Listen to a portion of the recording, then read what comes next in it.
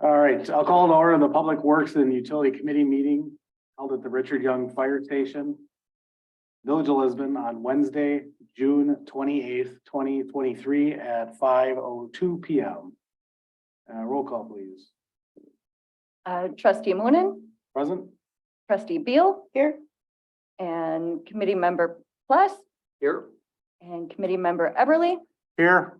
DPW Director Joe DiStefano is present and in the audience, and Captain Lisa Panis is present and in the audience.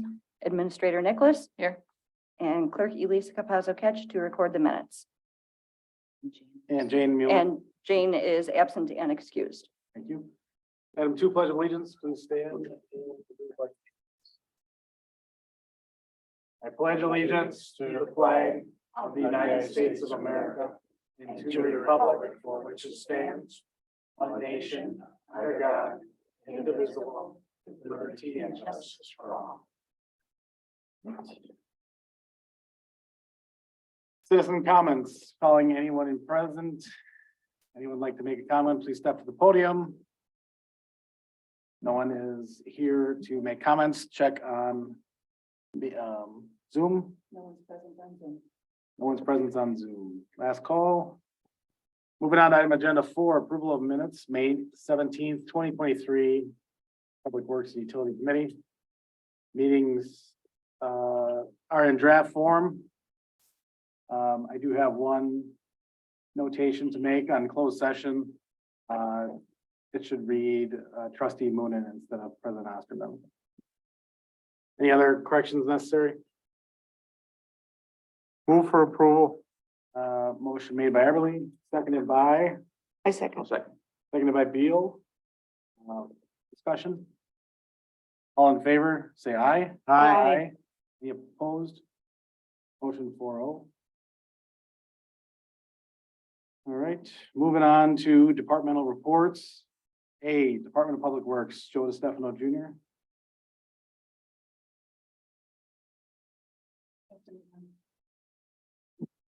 All right, we're live. All right, hello, everyone. Just to touch a little bit on the last month since the last meeting. We have June 7th, we had the bid opening for the crack fill that I this year for the first time put the RFP together myself, so took a little bit, but now that we got it, it is should be pretty fluid going forward. And we had 2 bids from Farner and Thunder Road, and Farner came in as the winning bid at about a $15,000 difference. And on June 14th, just to keep the ball rolling, that was put up to consent agenda at a board meeting that was voted on and passed. So I did talk with them, we're on their schedule, and that'll be done this summer. So, and that was a $50,642 bid. The budget is $100,000 there, and we'll do some other seal coating and other stuff out of there. So that works out well. We can still do some other roads with that money. So that's that. We're currently in the latter part of the contract with Wolf Paving right now. Since our last meeting, they came in and paved, they pulverized and paved Mitchell Lane, the north end of Hillside, Lindale East-West right over here, which includes Bayberry Drive. It's kind of between JK and KF here. So that's all been paved, topped and everything. We're just waiting on some painted lines and shoulder and restoration. So that actually should be beginning tomorrow and carry on through the next couple weeks or so. And that should be all behind us by the next meeting. So our paving will be wrapped up for this year. Salt shed update. That was also part of the paving program. So that has been paved within the salt shed and around the salt shed, and actually cleaned up some areas where we had a little grass section that was behind the salt shed that was kind of wasteful. It was there to get mowed and didn't serve any purpose. So we got rid of it all now and it's all paved. So it'll clean up a lot nicer going forward. So that's all buttoned up, and they should be moving back in tomorrow to do the construction of the shed. So we should start seeing walls continuing to go up. Truss is being set next week, and so on and so forth, weather permitting. That I expect to see that probably completed towards the end of July area. We'll see how it goes, but I would assume that's how that'll work out. I believe last month we talked about a grinder pump, an E1 grinder pump that we took on from one of the projects that failed, and then we had it shipped up to Wisconsin Pump Works, had them rebuild it, and they rebuilt it for $400. So we have that sitting up there. It's in Green Bay, so coordinating, getting it back. They may come this way, so we're not rushing. We don't need it, but trying to be the most cost effective on getting it back down here. But regardless, it's ready for us and we did pay for it. I sent it up to Mike. Is And that a spare, Joe? yes, so that'll be a spare in-house we'll have going forward if one were to fail. All we'll have to do is, you know, even if we do contract out still to have it replaced, which I'm working with the new guy that we talked about last month. You know, we can at least supply the pump now, take the next failing pump and go up there and have it rebuilt. And these costs are gonna start to go down a bit on that, hopefully. And then the final thing is just to touch on, just as I was sitting here, got the email for the 2023-2024 salt contract. So always kind of, you get your numbers in the end of March, early April, your quantities for the following year. And then you sit here and you wait for what the numbers come in, but they just came in. This would go for Sussex as well and anybody in Waukesha County, but $77.75 a ton through Compass Minerals, who we've been dealing with ever since I've worked here. And that's actually not too bad. That's delivered per ton price. In last season, it was $71.33, so it went up $6.50-ish a ton. But in the season prior, 21-22, it was, I don't have the exact number. I was trying to look into my phone, but I couldn't find it, but it was around 75, 76. So it went down. It was weird. That was the only thing out of everything we do that it made me laugh when we got the contract for last year. It actually came down a little bit. That was the only thing in the COVID era that came down. And then, so now it went back up. But if we actually go back 2 years ago, we really are only about $2 a ton more than it was 2 years ago. So it held pretty good. I heard rumors of a $9 increase and it didn't hit that. So that's good. So 77, 75, our budgets will be just fine, and that's promising. So, and then in-house here, we're in the middle of shouldering. The boys are out in Thousand Oaks, Woodland Oaks area shouldering. We're in that mode right now. We did some paving along Indian Grass, cleaned up the edge of the road there last week, and now we're in shoulder mode for a little bit here, and the 4th next week, and we'll talk more at the next meeting, I guess. But any questions? Yes, sir. When I was at the compost site last week or something like that, that was missing the Correct. outbound lane, right? So Monday, when did Okay, they? I assumed it was gonna be. Tuesday, they finished, Okay. and then Saturday, yeah, well, they ran out of a load at the end. That's fine. So he called me and he said, we're out one load, and I said, it's no big deal, it's Yeah. for a day, but yeah, that was a bonus. So we actually didn't have any undercuts throughout after we proof rolled everything. So within the budget and the contract number, we were able to pave the compost site entrance, which was not planned, but it won't, you know, it'll It still be turned out really under, nice. yeah. I wanted to do that just because that road always washboarded out from traffic with rain and whatnot. And now that section's paved right through the gate, so that's a bonus. And he gave us a nice wide berth Yep. on the road, and it turned out nice. So that was a bonus. But yep, that's all done and really nice now when you Yeah. get there next time.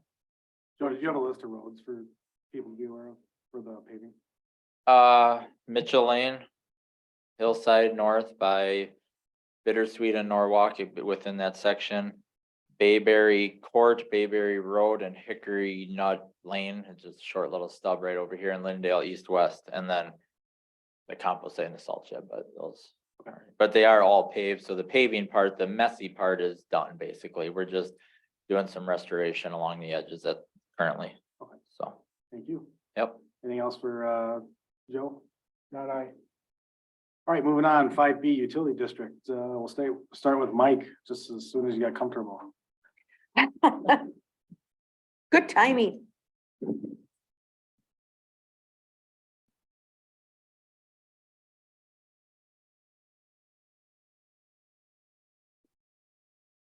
Well, the situation isn't any different than it was last month. We still have these accounts, some of which need to hook up and some of which need to be billed for past service. We just haven't taken any action yet. Looking for direction from this committee as to how you want to do it. So one line of thought says, go back to day one. So some of these people hooked up 20 years ago and bill them for all the back services for 20 years. And then there are other people that say that the state law limits us to 2 years. And before we take any discussion on that, just a heads up, we're gonna table 6A and 6B. We still have a piece to add to that for our next meeting, so I will table that when we get to it, so. Okay, so, and that's where we are, so I'm gonna table that. Historical on late charges. Late charges started about 5 years ago. It was decided that there would be a late fee of $10 if a bill wasn't paid within 20 days of the due date. Hasn't really encouraged people to pay. The historical late payers continue to be the historical late payers. But what happens is that extra $40 is added to the tax bill along with a fee, and we end up collecting that as part of the taxes. Questions, go ahead. Just compared to around like Menominee Falls and Sussex, how are we? I think they charge a lot more than what we charge. Menominee Falls does charge a lot more. What's a lot more? I missed a payment on my water and sewer. It was $180 and the late fee was $36. It was about 20%. I think maybe we should, because there's habitual people that don't pay. Yep, we can, while we add that to the next meeting. We can- Right, I think that's a good idea. Thank you. Okay, Anything else? All right, Don Knightsville. thank you.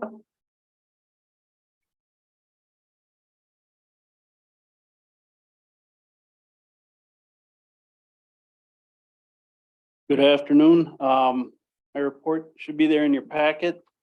I guess starting out with the flows for May.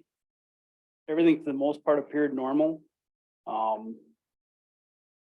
You see Willow Springs did start out a little bit high. They were up around 40 gallons per minute to start the month, but as the month progressed, it came down into that 20 gallon per minute range. Otherwise, Willow Springs, I did take a drive through there. Could not find a lot of manholes in the pavement, and I found cleanouts, and you could see cleanouts in the yard between the mobile homes. Which leads me to believe that the sewers are probably off the street. I did find one towards the entrance where I did find a manhole in the pavement. I just popped the cover to take a look, and that actually had an open pick hole cover on it. So that's a hole in the top of the cover. So if there are any in the yards with the same type of cover, that water just runs right down in the sewer, whether it be a rainstorm, snow, when it melts. So that could be leading to some of the I&I that we're experiencing with a spike, and the next thing it's gone. So as I stated in my report, one thing to maybe do is contact them and maybe allow us to be able to go through there and just try to inventory what they have and where it's at. Was one recommendation. It was just a drive through I took while I was down there. Continuing on, Richmond School Lift Station. There too, I mean, the flows didn't look bad. The starts appear to be ramping up a little bit on the lift station from what we've seen historically. So that's something I think I'll look into a little bit. I did talk to Ed Blake, the superintendent for the school. He did have that sewer televised, or at least a portion of it. They went from inside, it sounded like the nearest clean out within the school, they went about 150 feet. Televised it, the guy televised and didn't see any issues. And from there, they went back out to clean out towards the lift station, which we already had that portion done outside the building. So I told Ed I'd bring that back to the committee here. I told him we might be interested in having the rest of that televised, just to ensure there's not a problem within the school with some of the flows we've seen in the past there. So that's something we can discuss, I guess, later. Yep. Can we talk about that some point in time, even though it's not on the agenda? Or is this considered? I mean, if you're looking to take action, we're gonna have to agendize it. Right. General discussion relating to something he brought to the table that was publicized. Well, I think we may end up having to tell them to do some dye testing too, because how many of those downspouts? Right. and Joe, can you turn your everything- mic on, please? Thank you. I'm concerned about what else is tied into that system over the years of the numerous remodels and additions and everything else. And I don't think he has a clue. So that's No. definitely a good idea to, Do some dye testing in there and have somebody with them when they do it, so we know what the heck is going on. I would be very surprised if there weren't a lot of things tied into that system. So I don't know what, if we can't take action on it, but I think that they need to come back to us, my recommendation, with a program of what they're going to do before they do it. So they only have to do it one time, but for us to bless what their program is going to be.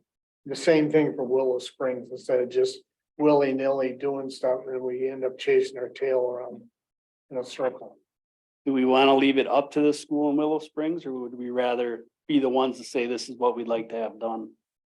I would prefer. Something for discussion, I guess, for next month to put on the agenda. We I can think we take should put action. it on the agenda for next month and really delve into it. Because as an example, in Willow Springs, and I drove through there 3 weeks ago for the first time. I've never been back in there. Well, I mean, that is a lot bigger than I thought it was gonna be, but anyway, I just wonder how many, based upon my experience over the last 1,000 years, how many of those cleanouts were clipped off by mowers or something, they're now yard drains. Yeah. I mean, it is, with not having any as-bills for that place, nobody knows where things are. I think Willow Springs especially needs to put together a program that we look at about how they're going to attack that. So it's done in a logical, sequential manner. Because they're gonna find things that they don't even know. Nobody knows what it is. And I don't see us, unless they're gonna pay for it, spending the time and the money to as-built their system. They need to do it. We need to have a system. They need to have a system map of what the heck they've got out there. We may be draining 80 of those yards. Right. So every down time it rains, we end up getting it. Now, they pay for any correction, correct? We turn around and bill them, Well, no matter what the flows are, they get billed for what the flows are. the I flow. guess the end thought though is those flows, when they're high, they're using up your capacity that you Right. have available. Right, but who pays for the repair? That's their system. It's a private system. Exactly. Right. I just wanted that. And they're responsible for their own system. Right, To right. deal with the I&I. Right. And they need to find it. Yes, I agree. Let's put it on next month. Back to Richmond. All right, then the one thing we have on the agenda later is just the air relief valve quote, so we can touch on that later. Business Park East. As far as that goes, everything's been paved. Restored, actually, the gas and electric utilities are going in now. The last part of what we got to finish is the east side of Town Line Road. We just got done coordinating with the county and We Energies on that, so the contractor should be in there after the 4th of July next week. Manhole repairs, we'll again address that later in the agenda. I got a quote from both Vigia Sewer and the Expeditors that we had previously.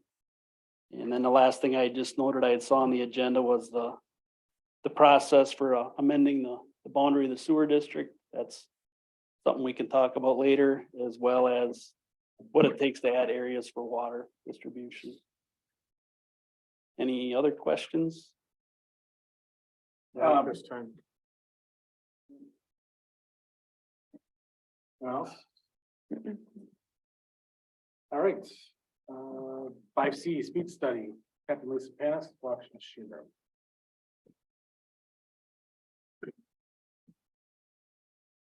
Afternoon. Is everybody familiar with what a speed study device is? Okay. So we get complaints throughout the year of people indicating that there's a ton of cars speeding. So we bought the boxes that can give us a volume, the speed, the time of days. And we've deployed several of them. If you look in your packet, there's one on Batter John and Ardovan Court. Basically, it tells us for 2-week period of time, 4,600 vehicles. Posted limit is 25, the average speed is 32. So out of that entire 2 weeks, there's only 4% of enforceable violations. So what these do is we can show the public in black and white numbers of what's actually going on, and then determine if an area needs extra patrols. If you go through your packet, you'll see, Plainview Parkway, it was about 16% of the vehicles. So that would be an area that we might invest more of our time in, enforcing the speed tolerance. Do you guys have questions about these devices? Go ahead. Captain, I know the one that's over by our house. Sure. And the concern living over there in our David Court, the concern is, yeah, we got people going through there too fast. So price if the people waiting for their kids to get on the bus don't get them first. I'm concerned about, obviously, people running those stop signs that are there. And my question to you is, does that device that you had over there, Sure. all that detects is speed and our vehicle, right? It doesn't, there's no way for that device to say whether or not somebody's running through there. So the only way we could do it would be to set it up, probably in the intersection. And I don't know if that'd be possible because we need a pole to attach it to. Right. But no, it's measuring, distance vehicles that are traveling between each other, apart from each other, speed, the time of day, how many cars, not the actual stop sign Right, violation. I mean, officers have been over there, we've been there 6, 7 years or something like that. And they have occasionally parked over there and made some revenue, but I realize, unless you had 30 more people that you'd have available, that's an almost impossible task.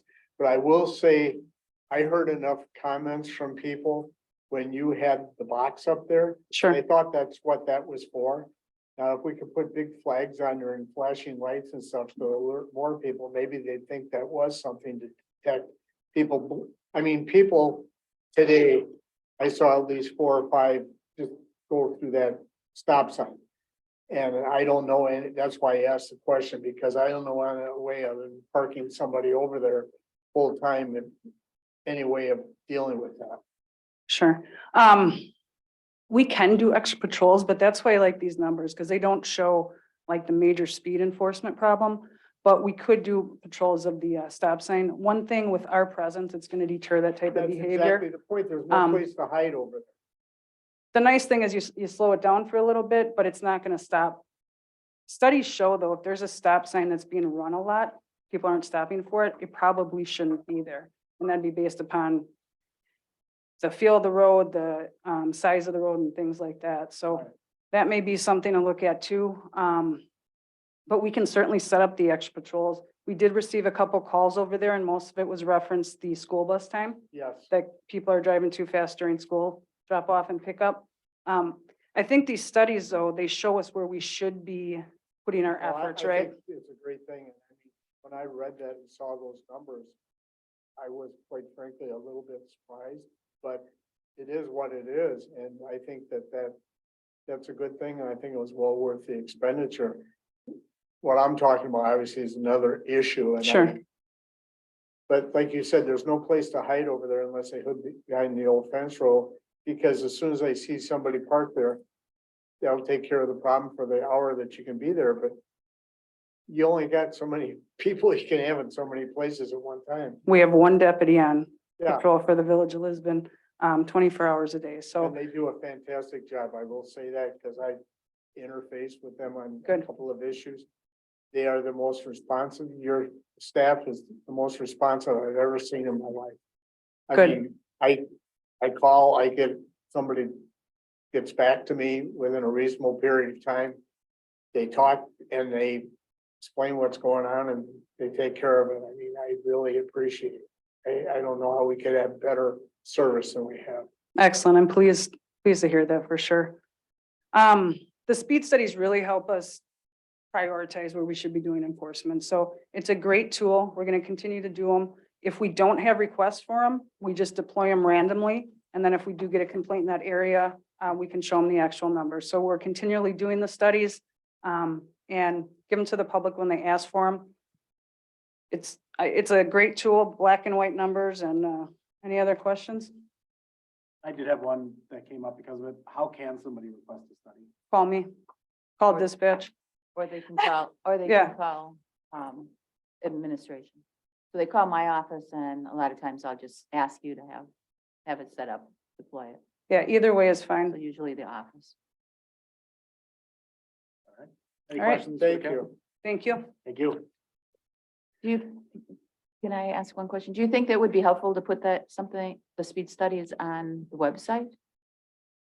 Absolutely. We can do it. The Village of Sussex decided to do it.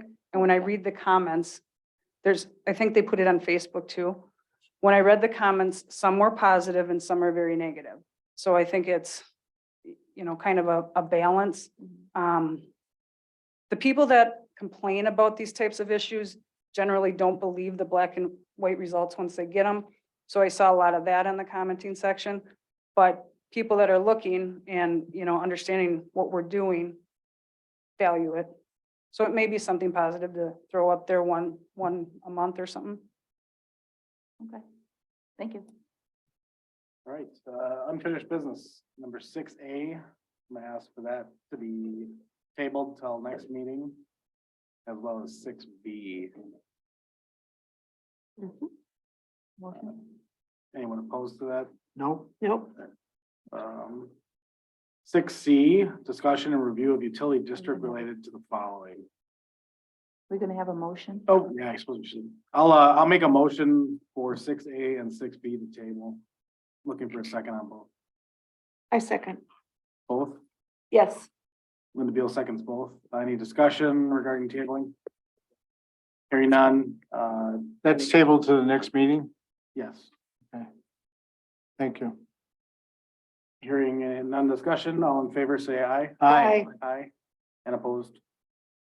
Both carry 4-0. 6C, discussion and review of utility district related to the following. District makeup and mapped areas, including locations of and process to connect two sewer mains. Don Neitzel.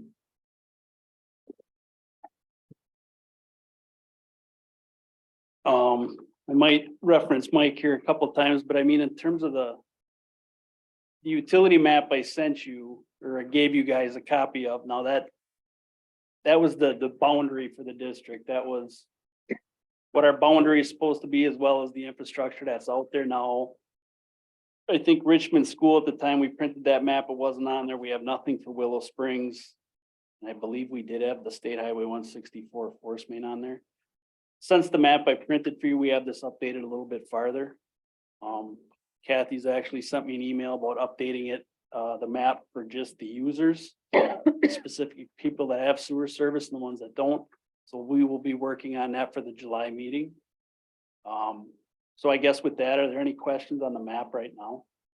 Or issues or anything anybody have at this point? No, I had discussion with Kathy earlier this week. One of my concerns is that if we don't know about it, we don't know about it, and which then creates problems like what we tabled earlier. Is there any way from the sanitary district moving forward to the utility to know exactly who's connected? So what, Is there a way to go from all the billings back to a physical map and actually just check them off? that's what we're doing right now. So Mike sent us a list of all the current people that are billed. Yep. So right now we're working on cross-referencing that to the map and starting to lay out who's got sewer. So we'll have it marked who's got them, who has sewer in front of their house and who doesn't, who's not hooked up. Yep. And then try to get those that are hooked up but aren't on the list. Yeah. So what's the process when somebody hooks up?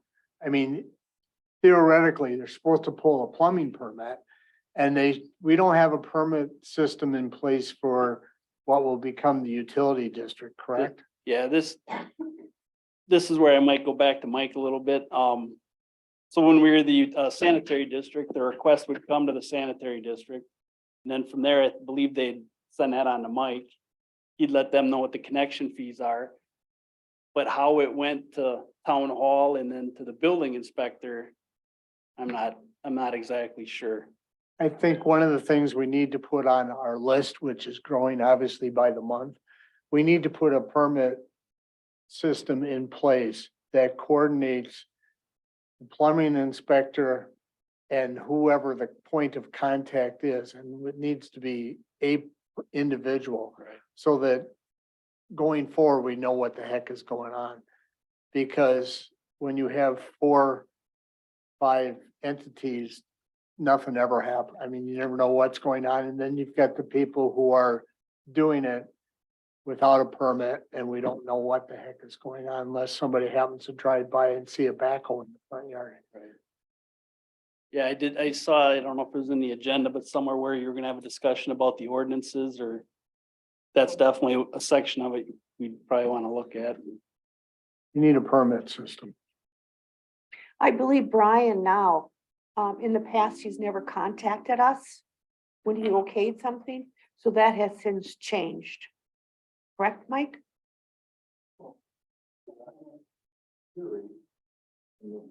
Mike, can you talk into the phone so that I'm recording, please?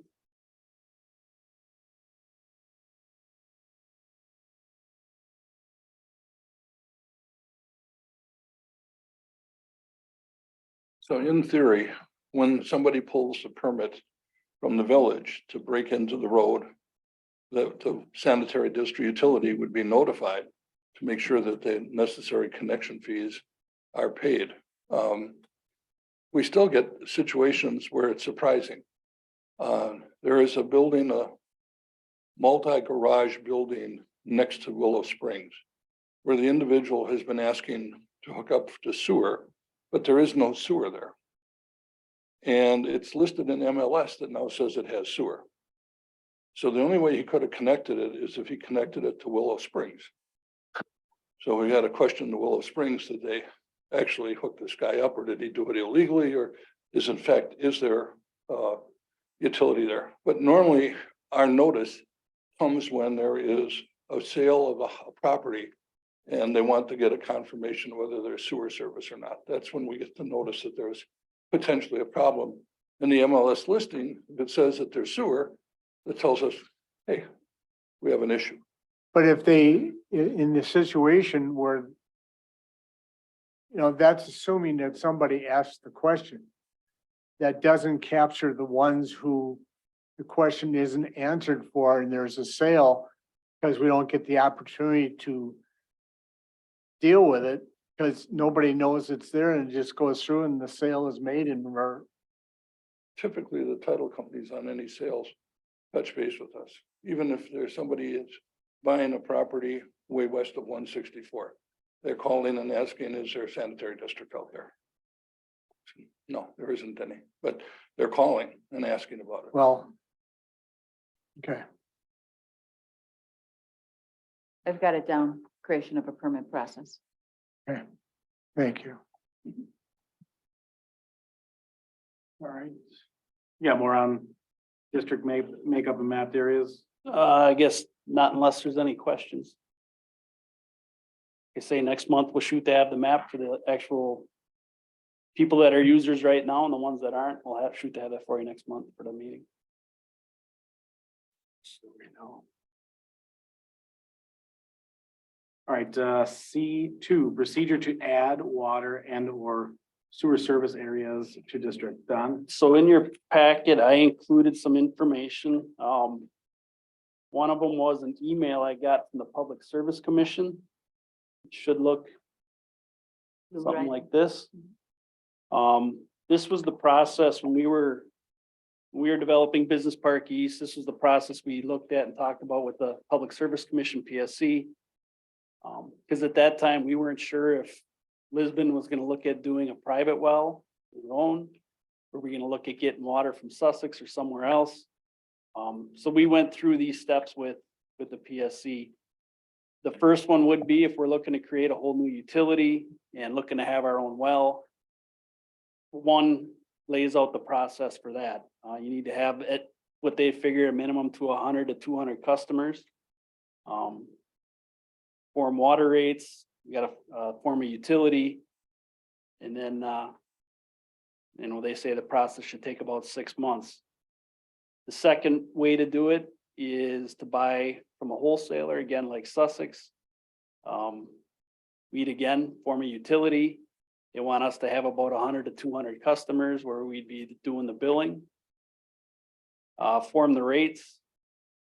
And the wholesaler would also Have to have a little bit of cooperation from them in that process. And again, that process would take about 6 months. The last process is what we're currently doing.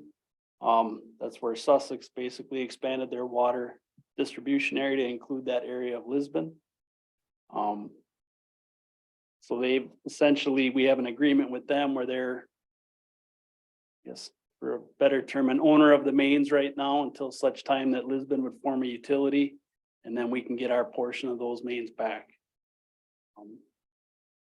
So that's where we're at right now, and that's, if we wanted to form a water utility, that would be the process. Now, if we went with one and we're doing wells and things of that nature, there's obviously permitting and stuff through the DNR for that as well. Any questions on the water? Then the next one I'm sorry. Yeah, I was gonna, is there a estimation on cost versus each option? Is it hard to say? 'Cause It'd be really hard to say depending on the infrastructure we're looking at putting in.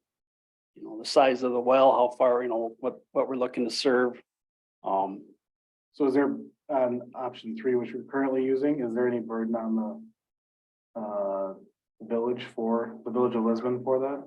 As far as cost, are we bearing any cost? You guys are paying to put the infrastructure in. Aside from that, all the users are actually paying the fees? They're paying Sussex. How big, when you talk about about Sussex, how big is their system and how many residents can they handle? I'd have to look at that, Linda. I don't have that information. I can get it from Judy Nye for sure, if you'd like that for next I'm meeting. wondering, as we grow, especially with, you know, with the commercial and the property and stuff like that, because we're all on wells now. So we did some, Don, we did some work with Sussex to make sure that our Business Park East water was taken care of, that they could supply that without a problem and supply the subdivision on VV without a problem, go down to Bonnie Lane and do that as well. So we did kind of go through how much they could actually take if we needed to get around the quarry Mhm. and get water in, and they would stop at Bonnie Lane. They couldn't get the flow to go any farther south than that, but they could go east, you know, about the same distance south, but east a bit. So we do have like areas that we looked at during the discussion with Lisbon, Land and Stone, that contract that we kind of had some areas of possible water, and Sussex said what they could and couldn't for the ones that were already built. So we do have some of that information. Okay. Thank you. Any other questions on the water? How about sewer service to district areas? Sewer service, I also put that in your packets. That would be a flow chart. Looks like this. Mhm.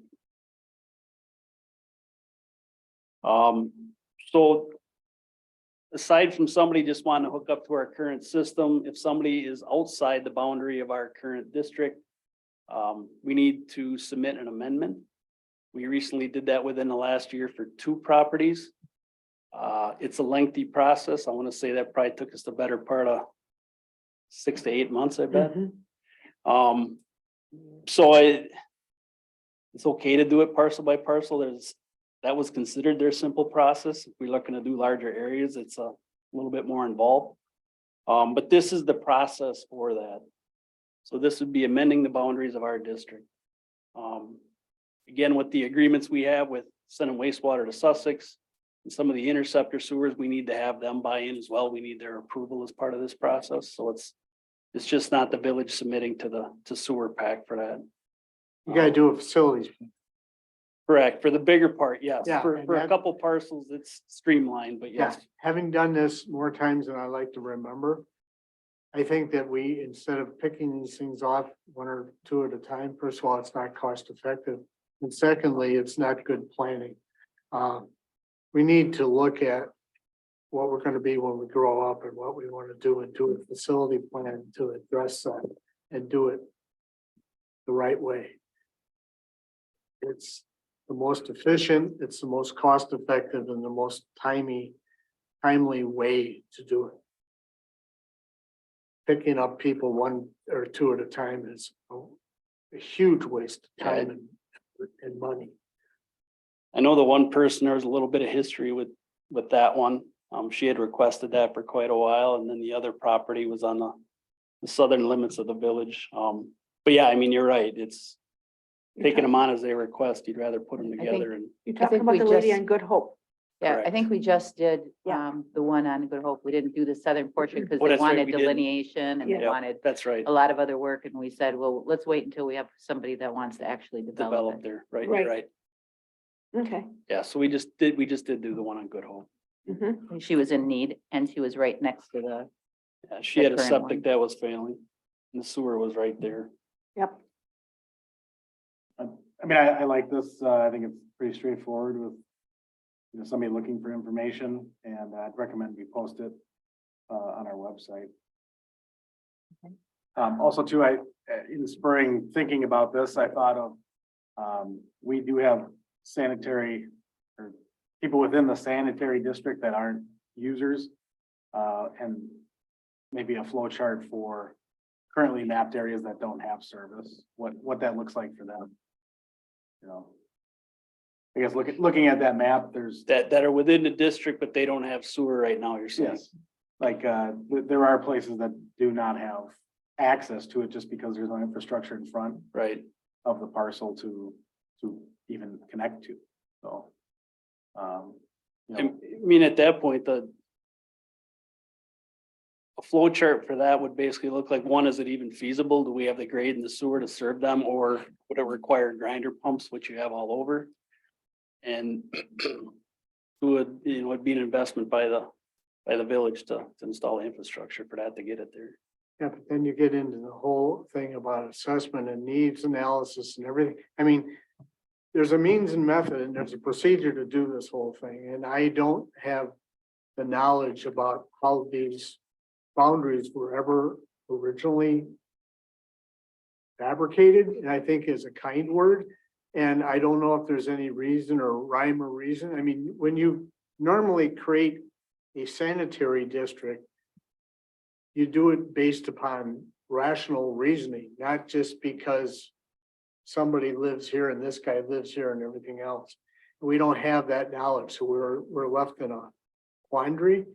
But I think going forward, we need to do it the right way, not just arbitrarily. I mean, there may be areas within the current boundaries that don't make any sense. They never did.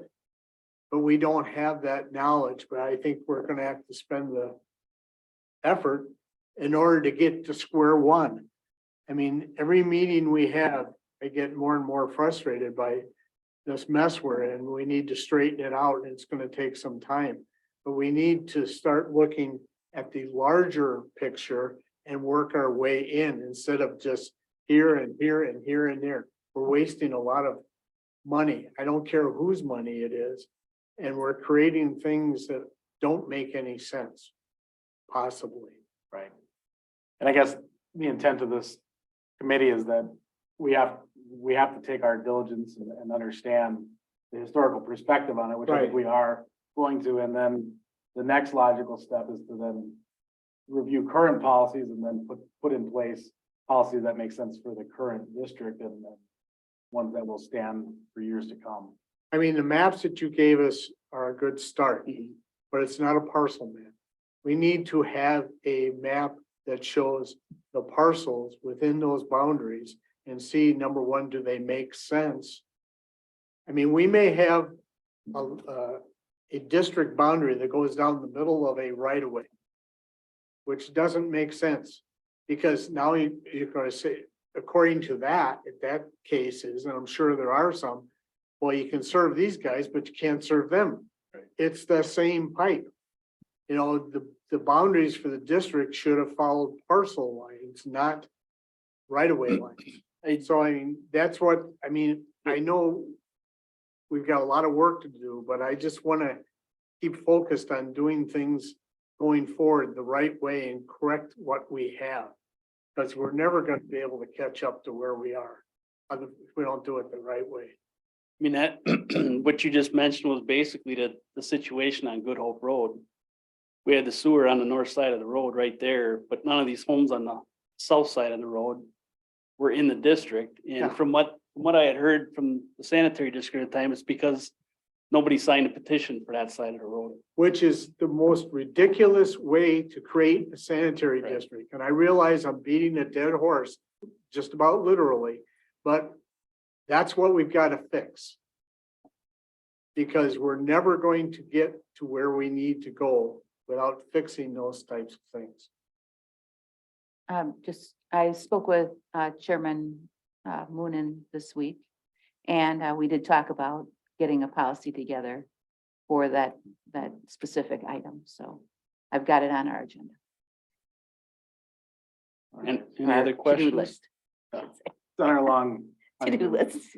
I just have to say something. When this was started, there were a lot of, when the sewer was started, there were a lot of people that didn't want sewer.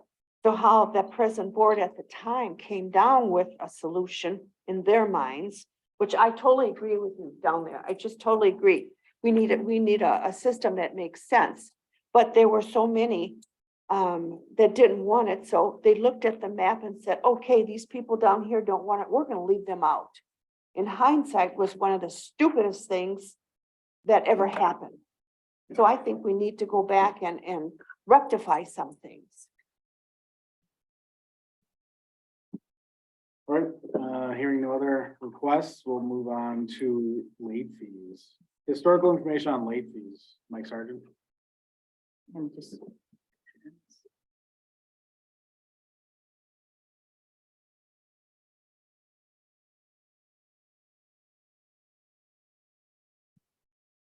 As I mentioned earlier, the late fee is a 5-year phenomenon within the sanitary district that applies strictly to residential customers that are billed on a rec.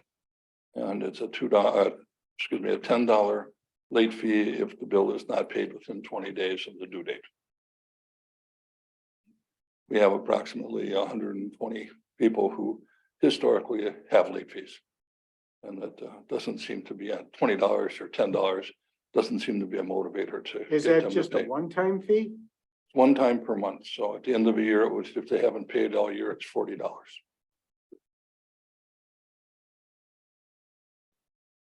So, I guess I'll ask the question, how long has it been at least $10? 5 years. What was it previous? There was There none. was none. There was none. Okay. Well, we're making progress. Um, Obviously, there's no discussion and action on this, but if there is if there is a request from one of the committee members, we can definitely agendize it for next time to increase it. Why does somebody pay the fee on their taxes rather than just paying it to the district? because they have a artificial belief that the payment on their tax bill is deductible on their tax return. And they just write it off. They just ignore it. Mhm. I myself would like a discussion next month so we can talk about this, because I think we're so low. And in the meantime, maybe Mike, you could set something up to tell us, like Menominee Falls and Sussex, what, what they charge, so we can kind of compare Germantown, Yeah, good point. Pewaukee, whatever. Okay, we can do that. And I mean, if you're not aware, Jane could definitely help you with how Pewaukee Sanitary would do that on their end. There's not a lot of effort. It's, most of it is part of the public record. Yeah. And I know that they charge a lot, Menominee Falls charges a lot more, that if you pay it at the end of the year on your taxes, besides what you pay for the 3 months, they, to go on your taxes, they charge a little bit more. An So do we. administrative fee. That's a state. Yeah. And any amount that's transferred, Right, there's additional fee added to it. exactly. So I would like to discuss that on that. All right. Thank you. Got it? All right, thank you. Moving on, D, discussion and necessary action regarding quotes for installation of air relief valve at Richmond Force Main and recommendation to the village board of the same.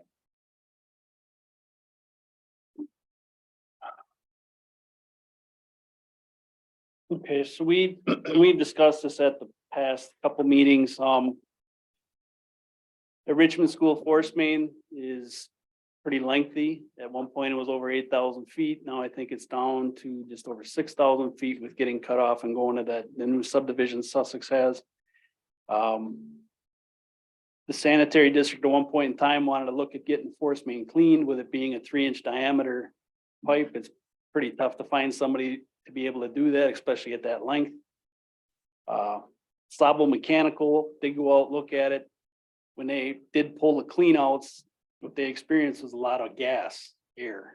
So their recommendation was, before we even look at trying to clean anything, because it didn't look that bad in that area, was to get rid of that air, because they're wondering if that force main isn't locked, it's not pumping as efficiently as it should because of the air that's in the line.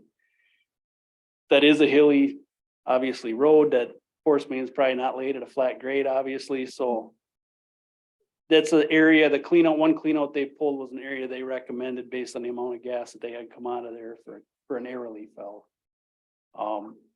So that's the quote that I have in front of you. Since the first time I brought it up, I contacted 3 other companies. 2 of them showed interest.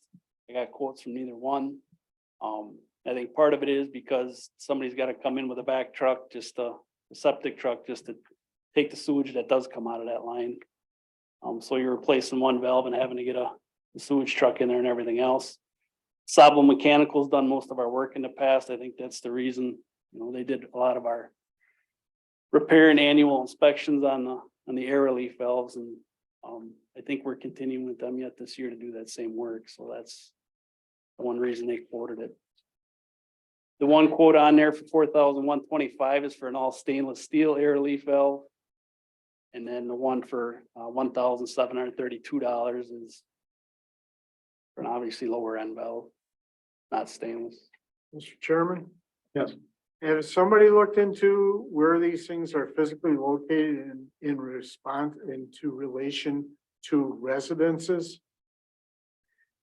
The first thing that's gonna happen, there's a 50-50 chance, if not higher, that you put one of these things in and the phone starts ringing at the village hall.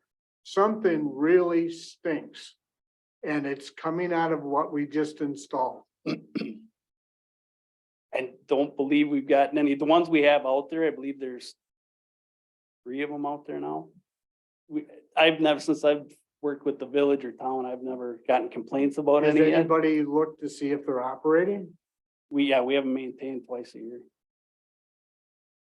I'm just putting it out there. I've dealt with this before, and when the force main was originally put in from Richmond School into the village, into their business park, the phone started ringing from the company that was right there, screaming all bloody murder because the gas was coming into their building from the force main.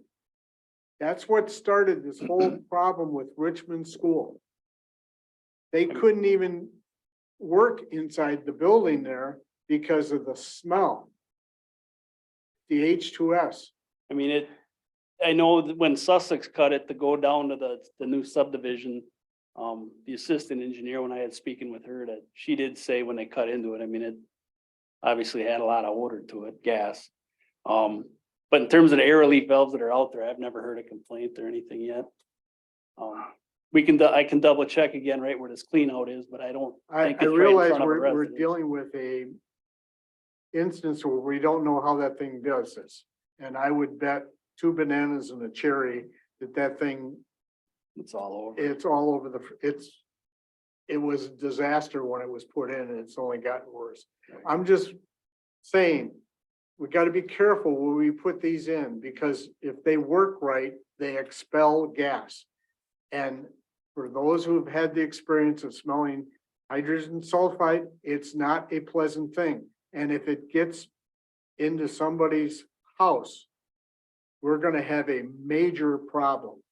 I've dealt with a number of these, one of which still isn't solved after 5 years. And before we go So these are going down, down the road here, mostly on the opposite side of It's on the the road. north right? side. It's on the north side of the road. Richmond, yeah. where all On the Richmond houses- Road or on Richmond this Road. road, okay? No, Richmond, You get a day where there's an error inversion and these things are doing their job like they're supposed to. And you will smell it. I can guarantee you that. And then you've got an issue. Because putting scrubbers on those are not cheap. What's saying right now we need to install these? nothing's saying you have to, that's just when they pulled that clean out to look at the condition of the force main, that's the first thing they encounter is the amount of gas coming out of that line. Rather than sewage. Wow. So does the gas trap then the sewage? Yeah, Keep it gas, slows it. it's air in a line, so it, Because we don't have enough flow. Because the thing wasn't properly designed. But that would be the reason why they're asking us. well, to like you put said, those with in. it being all over the place, dips and highs and yeah. Yep. So just a Nobody veteran- puts in a 3-inch force main. No, and that's part of the issue is trying to find somebody that can clean something like Yeah. that. There's not, I mean, is this solving an immediate problem we have? well, it's giving the air a place to go. So if air's getting trapped in that location. It's allowing that flows air to release and then it, like I say, then it helps that lift station pump more efficiently. But Rather it's- than pumping against Do that we air. know where this is getting trapped? No. Is there a way to know? All Dig it up all- and replace the whole line. they and can put tell it- Right, and that's what I was going at, is this, all they are we can, just putting a Band-Aid on a bleeding Well, wound? you haven't, basically, that, the cleanouts are in a manhole. So they're saying that's an efficient place, or easy place to be able to put an air relief valve in and let this air out that they feel was getting trapped there. Cause the manhole's already there the section's already out to put one in because the cleanout's already bolted in there. So they basically pull that cleanout out and bolt the air relief valve in. I hate to make it answer a stupid question, but this is really kind of dangerous too, though, to have that in there, correct? What's that? The air, the gas, Like, as, at the current state? yeah, It's an air and odor problem. Yeah, yeah, there's You're- nobody should be in there. I mean, there's nobody inside the pipe or anything like that, Okay, but you know, okay. it's more of a getting rid of air, you don't want the air in the line when you're pumping. That's what they're designed to do is, But we don't know how many of these locations there are. Yeah, There that's what I'm could, there saying. could be 20 of them, and I'm not exaggerating. right, There could be, in that 6,000 feet, there could be 40 of these, I mean, like- because nobody knows how this thing does this, and anytime you get a high spot, the gas is gonna be trapped. So, Well, what would it take to inspect the line? you can't, you can't. you can't. The only Except you place dig we it can up. tell the depth on the line is where these manholes, either the clean outs or the couple air relief valves. But that doesn't mean that they're supposed to be installed at the high point. When you design a force main, you have, the reason you have a force main is because you can't get rid of the sewage by gravity. So the line follows essentially the contours of the land. But if they don't install it properly, there could be a high point where it wasn't supposed to happen on the drawings. We don't know where those high points are. Every place you've got a high point, you've got a place where gas can be trapped. So what you end up doing is chasing your butt between here and Sussex. This may solve an immediate problem, but it's not gonna solve the problem of that force main. I can show you the plans we have from the person that installed it and they're pretty crude. It's just it's a line and a So really, profile. we're not, so that, just so I understand, this is a potential problem, but it's not an emergent problem that's limiting the function of the system? Well, they're saying there was a large amount of gas in that location, but whether it was farther down the line is where the real problem is, or this is just the one convenient spot to. Right, they could cut Yeah, the one pipe open in 20 spots and find the same thing. Exactly. Right, But we but you don't- wouldn't know where the 20 spots are. Right. That's what the problem is.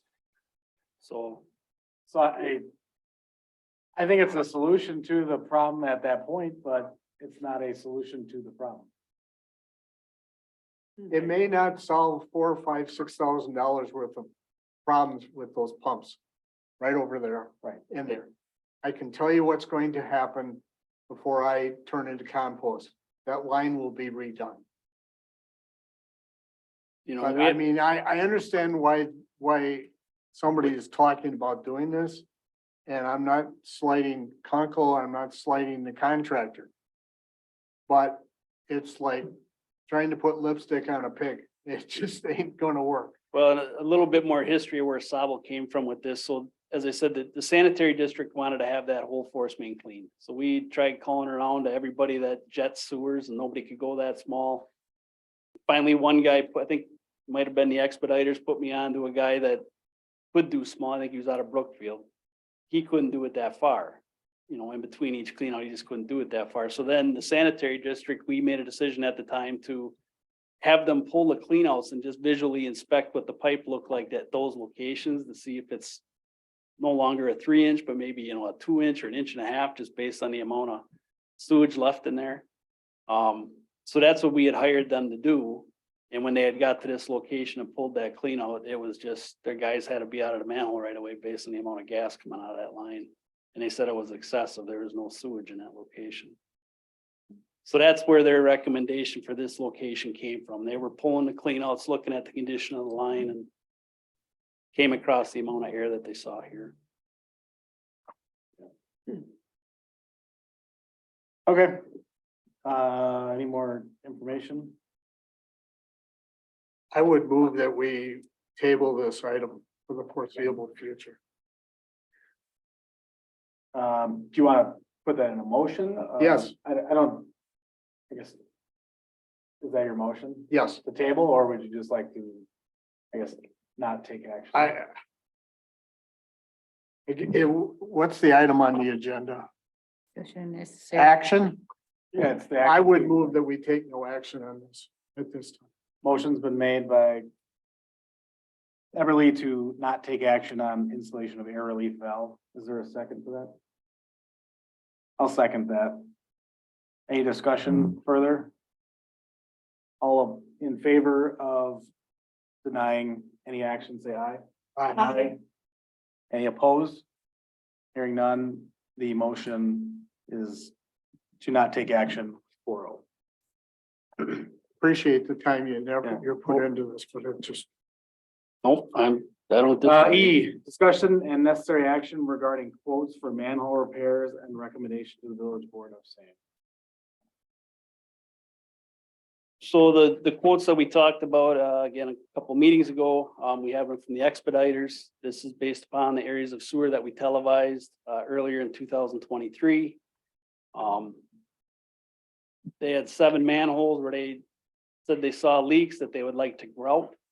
And then a couple chimney seals, which is the top around the casting, that they'd like to seal as well. And then there was a second quote from the Expeditors for 3 more manholes in the area where We Energies did work, where the sanitary district at the time wanted us to televise that. Again, grout 3 manholes, and then there was the one spot in the sewer where there was a gasket rolled. There's a gasket on the pipe, and when it pushed in the bell, gasket rolled out. You can see it in the video. That they wanted to spot line that for $3,800. So the initial 7 to grout those, $5,495. Align the 2 chimney seals, $1,750. The 3 manholes in the area of We Energies, $2,355. And the spot liner, $3,800, where that gasket's showing. So then after we got these quotes, I went to Vision Sewer, shared our televising information with them.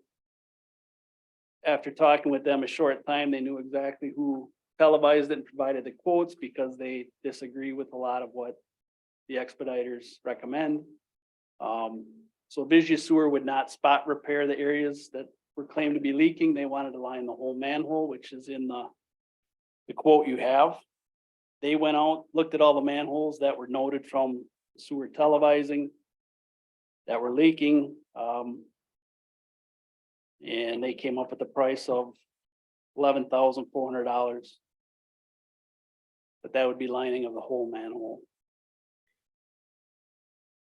And the one thing to note at the bottom of theirs, if there is a leak in there that they can't get to stop, then there's a cost for chemical grouting, which is by the hour and per gallon. Which is the way it normally is.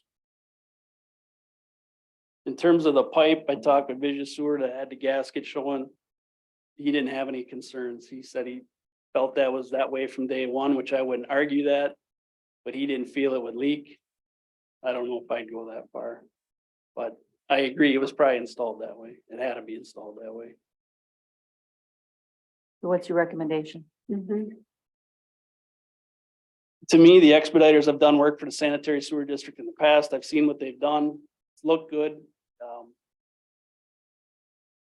I would have no problem this year recommending that we stay with the expediters on what they have. At the cost of what? You I didn't write us a letter, so didn't add them up.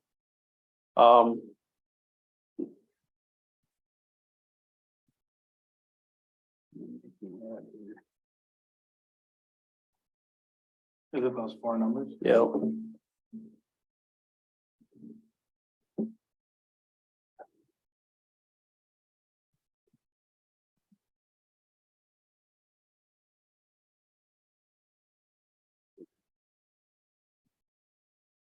We're talking apples and bananas. That's exactly it. That's, Is one a more permanent solution? Number I come up with is 13,400. As I said, the Vision Sewer, they're lining the whole inside of the manhole. They're not just doing whatever spot appears to be leaking, or if there's a joint in the manhole, they're not just repairing that. Vision Sewer would be doing the entire manhole. Isn't that what Visual Sewer is doing? That's what Vision Sewer is doing. Expediters is just doing spot. Visual Sewer is doing the whole thing with a Correct. new liner. Correct. What else is Expeditors doing besides, would you explain what Visual Sewer wants to do? They had two chimneys, that's top of the manhole, there's adjusting rings that go on for the casting, that's up in the street. They were gonna line those. That was the cost of $1,750. And then they were gonna do the spot repair on the section of main that had the gasket shown on the pipe, and that was $3,800. What's more So- important? I guess if you just look at the manhole grouting from what Vision Sewer, they were 11,400, and expediters would have been roughly $8,000 just for the manholes. but you're getting a new manhole. Correct. On the business one. Yes. The problem with manhole infiltration is the fact that if you put the cork in here, it may put the water coming out down in through here. And what Visu is saying is that they're taking care of the whole thing from the top of the manhole down to the bottom. So it's all covered. If you just line the chimney, which is the top part this much, you may be moving the problem down and through here. So now you got a waterproof chimney, but now we got 3 more leaks down and through here. That's what I was thinking. So the Visu sewer is not just gonna be 11,400 because Well, if they have to do leak sealing, correct. that's gonna be an additional cost. Yep. Yeah, but you're gonna have to do that anyway if you end up with more leaks. The only way you can patch those leaks is with chemical grouting. Right, but they don't give us a scope of what that is. You don't know what it is. Also, You go in there and you go into the inside the manhole and you find out where the leaks are on that given day, and you chemically grout it. You drill a hole and you inject grout that seals the hole. That's when you find out what that is, and nobody will give you a lump sum price on that because you don't know how much grout you're gonna have to inject in there. and then they put the lining in? Yep. Then they put the lining in after that, because otherwise, if you don't seal these holes, you put the lining in, the lining will buckle in the whole thing, because and you just took that initial $11,000 and burned it. So Visual Sewer will not, they will fill the grout, put the grout in and then line it? At an additional cost, yes. At Yes, an additional cost. If Right, you because- read their note, they're saying when they did the inspection, they saw 2 manholes that showed minimal minimal leaking. I mean, you may put a gallon of grout in there, you may put in 10 gallons of grout in there. You don't know until you do it that day. Yeah, I guess if we were to take action on Visit Sewer's proposal, how do we know? How do we know how much? You I don't. hate to give them, I hate to give them, 14,000 as an example. Right. And then they need 15,000. I mean, Well, that's what it's going to be something more than 11,000. Right, that's what I'm saying. If it's 11,400 and we make a motion not to exceed 14,000 and they come back with Well- 15,000, you still have to pay it. I know, but it's because of the condition. We're bringing the manhole to the project. It's not that they're bringing the manhole with them. They're saying you're going to pay for what I need to do on this. We just don't know what it is. Otherwise, what you're gonna end up doing is, in my opinion, you're sealing the top foot or foot and a half of that manhole, and you may still have a leaky manhole. And I think we all up here are in agreement that we're past the bubble gum on the whole tactic. So, I mean, if I they, guess, do you have a recommendation to us if we were to approve Visit Sewer? in terms of an amount. Yeah. I guess I'd use just a round number of 15,000.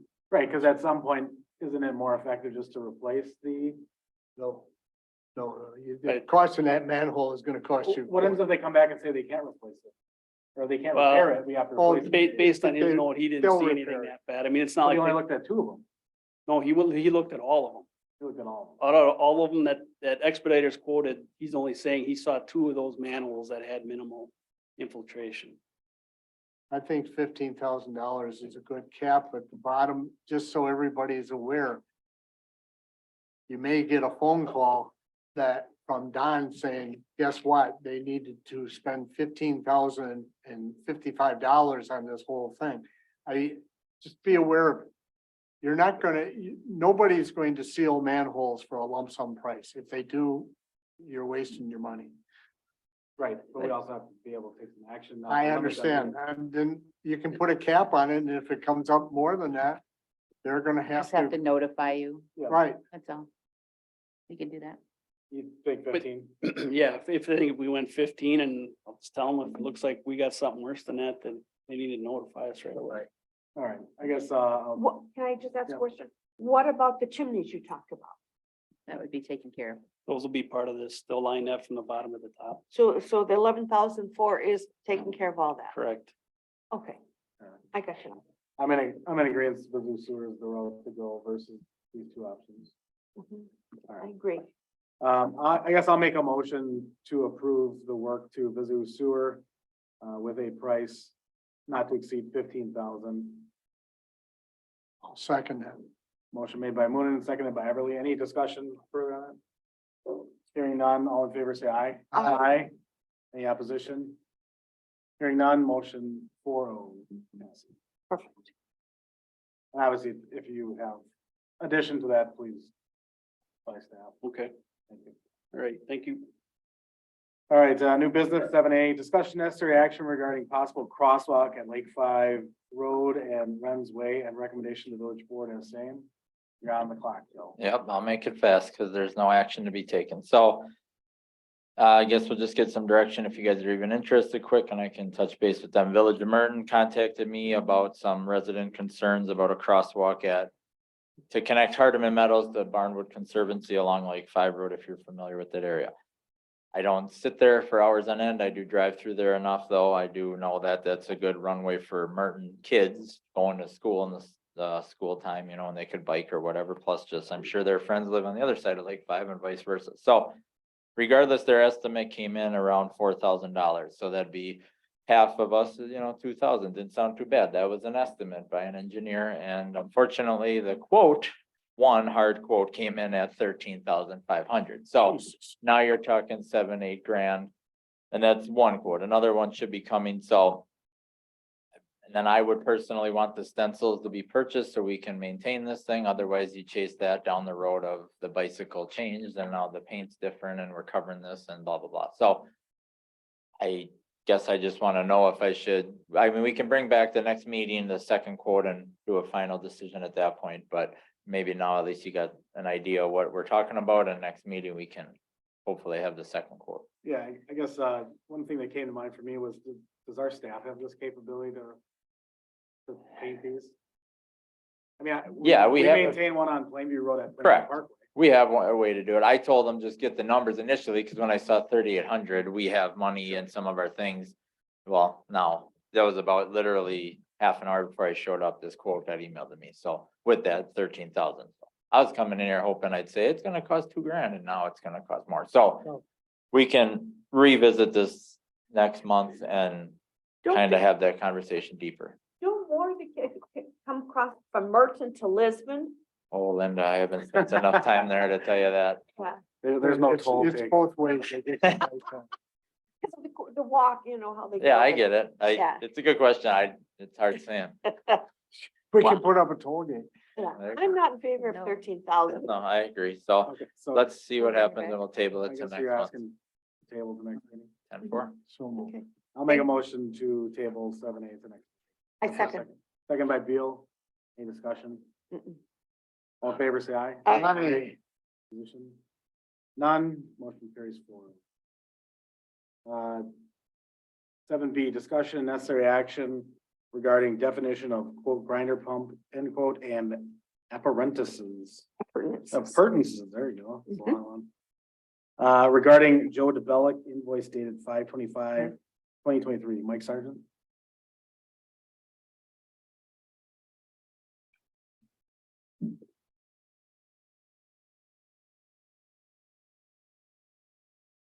There was a grinder pump alarm.